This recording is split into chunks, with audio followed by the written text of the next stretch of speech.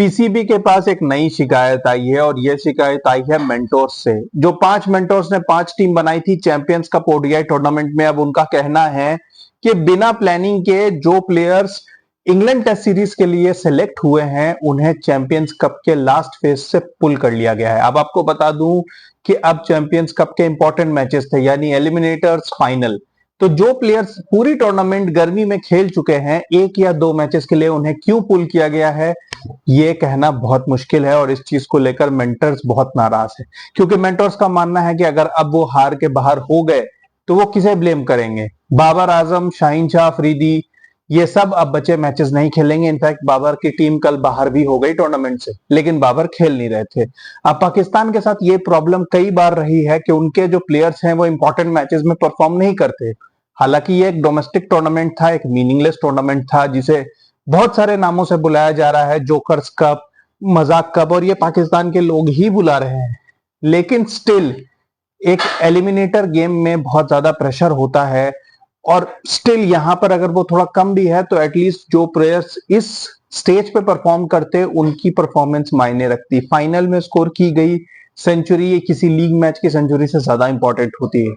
तो उस important phase में जहां प्लेयर्स को प्रेशर फील होना होता, पीसीबी ने सारे प्लेयर्स को पुल कर लिया है और मेंटोर्स इस बात को लेकर नाराज है। और सबसे बड़ी प्रॉब्लम है इस टूर्नामेंट का फॉर्मेट, जो कि एक हाई लेवल की स्टूपिडिटी है।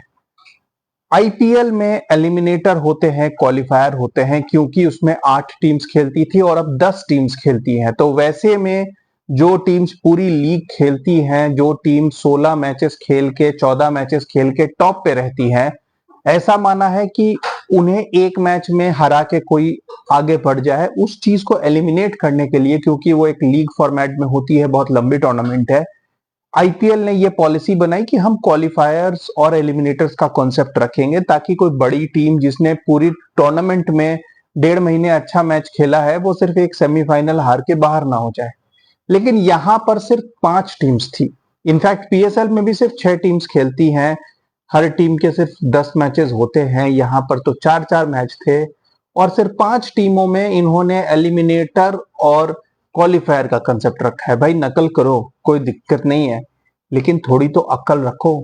क्या 5 टीमों में क्वालिफायर और एलिमिनेटर की जरूरत थी? यहां जबरदस्ती एक मैच बढ़ाया गया है। जहां 2 सेमीफाइनल और एक फाइनल हो सकता था, वहां क्वालिफायर, एलिमिनेटर, क्वालिफायर 2 और फाइनल एक मैच ज्यादा बढ़ा दिया है। और 5 मैचेस की टीम में 5 मैचेस की टूर्नामेंट में रादर इसकी कोई जरूरत नहीं होती।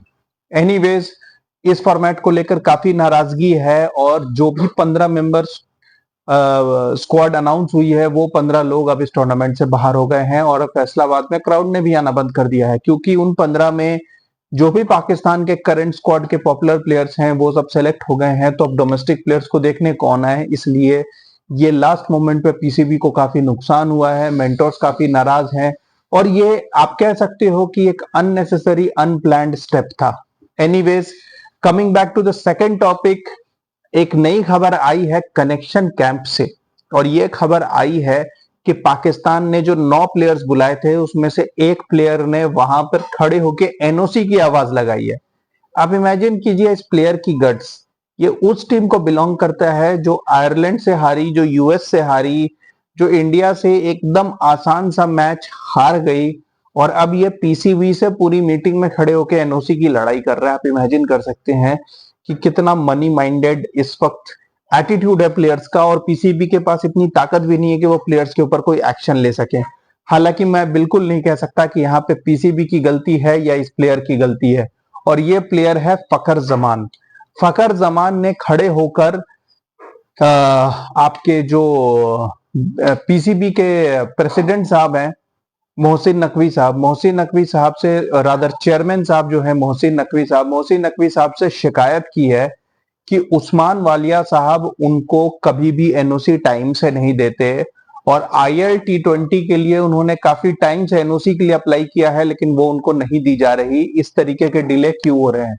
अगर आपको प्लेयर से परफॉर्मेंस चाहिए तो वो मिलेगी, लेकिन हमें भी जो चाहिए वो हमें टाइम से मिल जाना चाहिए। वाह भाई फखर जमान साहब, यार आप इतनी बातें तो कर रहे हो, लेकिन सबसे बड़ी बात है कि आप मैचेस जितवा रहे हो, आपको सेंट्रल कॉन्ट्रैक्ट मिलना चाहिए। मैं आपकी इंडिविजुअल की बात नहीं कर रहा, लेकिन क्या इस वक्त पाकिस्तान के प्लेयर्स में इतनी अथॉरिटी होनी चाहिए कि वो खड़े होकर एनओसी की डिमांड कर सकें, जबकि वो पाकिस्तान को इस वक्त उस स्टेज पे ले आए हैं जहां बांग्लादेश, अफगानिस्तान, श्रीलंका, इवन आयरलैंड और यूएस भी हरा चुके हैं और इतनी नीचे जा चुकी है टीम, लेकिन प्लेयर्स एनओसी की लड़ाई कर रहे हैं। एनीवेज, ये तो पीसीबी का इंटरनल मैटर है, क्योंकि पीसीबी ने इस कनेक्शन कैंप में क्लियर एजेंडा रखा था कि यहाँ मैनेजमेंट प्लेयर्स से और प्लेयर मैनेजमेंट से अपनी शिकायतें दूर करेगा। मतलब यहाँ पर किसी को भी ओनरशिप नहीं लेनी थी कि क्यों हम वर्ल्ड कप में हारे, बस शिकायतें दूर करें।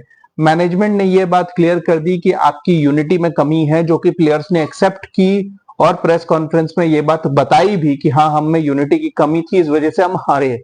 एनीवेज, वो यूनिटी की कमी एक अलग चीज है, लेकिन प्लेयर्स ने अपनी लीग्स और एनओसी को लेकर बात की। वो मैं आपको पिछले वीडियो में बता चुका हूं कि पीसीबी ने भी क्लियर किया है कि सिर्फ एक किसी पर्टिकुलर लीग में सारे पाकिस्तान प्लेयर्स को परमिशन नहीं दी जाएगी, बड़े प्लेयर्स को तो खासकर नहीं दी जाएगी।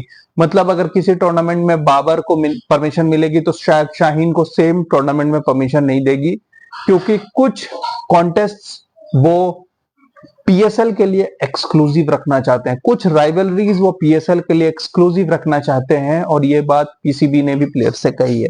अब आगे इसमें क्या होता है कहना मुश्किल है, लेकिन ये भी जो हो रहा है ये एक किस्म का मजाक है। Keep watching guys, thank you.